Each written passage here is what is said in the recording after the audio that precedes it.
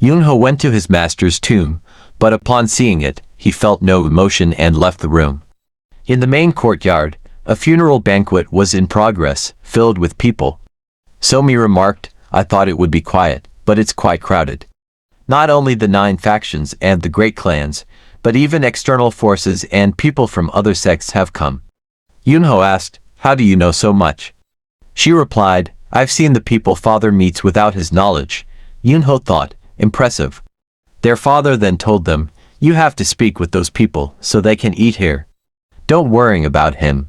Somi replied, okay, father. Yunho said, I am going out to clear my head. Please leave me a lot of meat. Somi responded, okay, brother. Elsewhere, a man drinking heavily exclaimed, I'm going crazy. I'm tired of these boring and dreary funerals. A man chimed in, if we put a woman in the empty seat, the atmosphere would be much better. A third man added, a pretty woman, that is. The first man then noticed Somi and said, those 2 guys, I will fill that seat. He grabbed Somi's hand. Somi protested, let go of my hand, what's wrong with you? The man replied, why are you being so prickly? All I want is to sit down and share this sad feeling for the deceased. With a greedy smile on his face, he added, please don't make me the bad guy. He applied more force to Somi's hand, causing her pain. Just then, Yunho entered with a cold expression and said, you rutting beast, how dare you run wild in a mourning home? Somi cried out, brother. The man, surprised to learn Yunho was Somi's brother, asked, are you the owner of the heavenly sword? Yunho retorted, you are asking for trouble with that question. The man said, how dare you harass me? I am Pangjae, the eldest son of the Northern Evaluation. I just wanted to talk to her for a moment.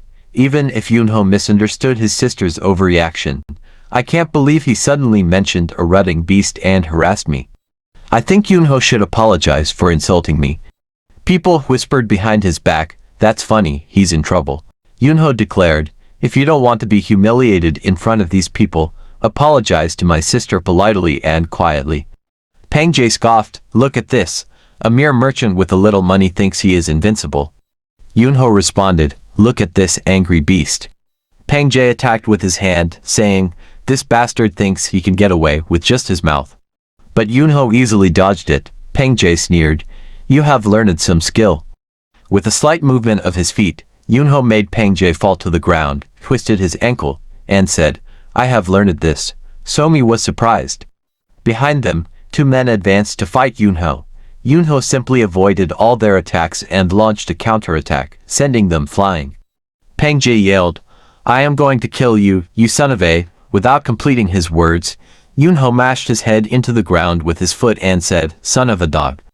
Are you saying that my father, the greatest warrior in the world, is a dog? I had some advice from my late master. If it weren't for that, I would have taught you a lesson.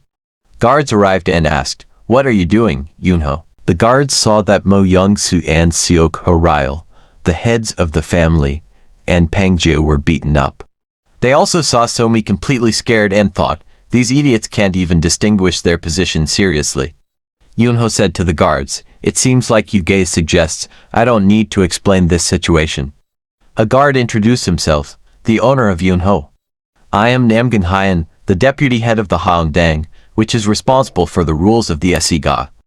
Now that we have taken over, we will deal with it according to the rules of the Esiga, so please stop. Yunho replied, I can't believe these bastards are openly molesting the daughter of the lord of one of the 3 houses during the mourning period and insulting the lord and his son. It seems that the rules of the Nangang clan are quite loose. I hope you don't let go moderately because he is one of the 5 generations. And just stalks. The guard was speechless. People whispered, who is he? Is he the... An old man commented, even though they are known to be quite strong, the 3 late-stage judges were easily defeated by the heir of a giant merchant guild. I am so excited. Yunho and Somi sat at another table, with Yunho noticing Somi's hand. Yunho responded, you'll be in pain for a few days, but you'll be fine once I apply some medicine. At that moment, an old man approached Yunho and asked, excuse me, is there a seat for an old man here? Yunho examined him, noting his worn-out clothes tied with 8 knots. He observed, among many gazes, there was one particularly disturbing one. It was the gaze of Elder Gebong. The old man laughed, saying, "This old man seems to have gone too far with his joke. I heard you received teachings from the late master." Yunho replied, "This is the first time you have circled the top, old man." The old man said, "Let's cut to the chase. If there's no need for small talk, then it's better for me." Although this old man survives by begging, he possesses a unique vision for discovering talented individuals. "I saw great potential in my junior brother. Are you willing to join the martial alliance? This old man will put wings on your back, junior brother." Yunho thought, the martial alliance, the top martial arts union in the martial world. Others around them were murmuring, "Oh, he's Elder Chugwan guy from Gebong. That little bastard, you've got a great opportunity today." Those chosen by Elder Chugwan guy all walked the righteous path within the martial alliance. Yunho said firmly, "I don't want to." The old man was surprised and said, "What, you are outright rejecting it, which is a bit surprising." Yunho replied, "You may be surprised. Do I need a reason for not wanting to?" "Well, let's just say I am not interested." The old man inquired, "Is that your wish?" "I won't insist anymore, but you should still have some interest. A great threat will soon approach you, junior brother." Quan Wang Pengji, known as the Unruly Bloodthirsty Lord, is a name given to him in the Habak Painga province, and he holds the title of the 24th Lord of Ane. Those knowledgeable enough know that he's a man who goes berserk and wreaks havoc when pushed to the extreme. And the person he cherishes more than anyone else is the wretched scoundrel whom you beat up. This old man assures you that the Painga lineage will never stand idle by while his authority is being undermined. Yunho thought, he's the son of that damned father. The old man continued, "What do you think? Even though you are my junior brother, you would not want to be entangled with such a person, and this old man feels the same. I will inform Master Mangru and cleanly resolve the situation that my junior brother is in. Of course, that is if our junior brother shows even a slight interest in joining the martial alliance." Somi, worried, kept her eyes on Yunho. Yunho said, "Your unnecessary words are making my sister uneasy. If you have nothing more to say, please refrain from interrupting our meal." The old man thought, "Look at this guy." Then he moved away, saying, "I am sure we'll see each other again soon." Somi asked, "Brother, is it okay to just send him off like that?" Yunho reassured her, "Don't worry. Nothing will happen." As the old man left, he pondered, "Even if they don't know much about me, how can he be so confident in front of me, Elder Gebong?" Moreover, despite knowing the threats of Peng Jiyul, there wasn't even a flicker of fear in his eyes. Have I ever seen such a person among the young disciples recently? That is definitely not empty confidence relying on others, but genuine self-assurance. He muttered to himself, "It's infuriating." Then, in the basement, a man stood in front of a prison cell and said, "I warned you to be careful with your words and actions. Yet here we are." Peng Jie pleaded, "Please calm down."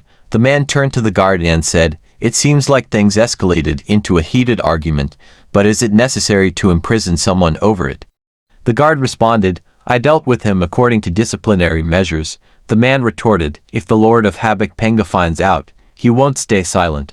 The guard replied, "No one in the Namgin clan is above the rules of the Namgin clan." The guard reported to the Lord of Habak Penga, who became very angry and said, "What did you say? So you are saying that the scoundrel is currently locked up in the dungeon?"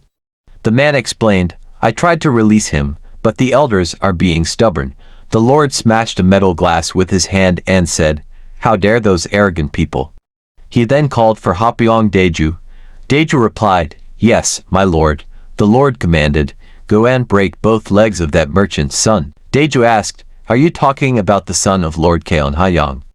"My lord, Lord Kaon Hayang has been engaged in mutually beneficial financial transactions with us for generations. If this matter escalates any further, it will affect our future relationship with Kaon Hayang." The Lord threw the broken glass in anger and said, "So, you're suggesting that as a father, I should just stand by and watch while my son is disgraced and imprisoned?" Daeju clarified, "That's not what I mean." The Lord stood up and declared, "Fine, I will personally go and snap that brat's neck." Daeju pleaded, "Please hold on, my lord." "I will go," but the Lord was too angry and left the room. Daeju and the man remained in the room.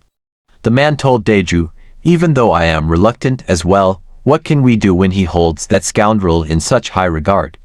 I will handle the situation with caution, so please deal with it appropriately. Quietly, without anyone knowing, tonight. Thank you for watching. Stay tuned for the next episode. Don't forget to subscribe to my channel for more.